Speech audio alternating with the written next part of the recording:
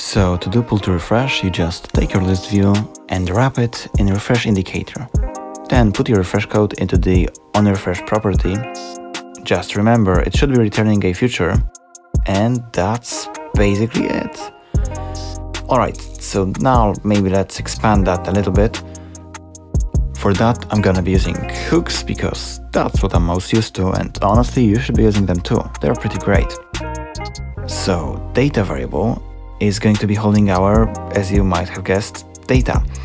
The refresh method will be doing a request to a random item from the API, and useMemoized or memoized or whatever will fetch data when the component is first shown. Now let's transform our list so that it reads the JSON provided by the API. And it's working. Alright, so maybe let's also add a spinner for the time when data is not loaded yet.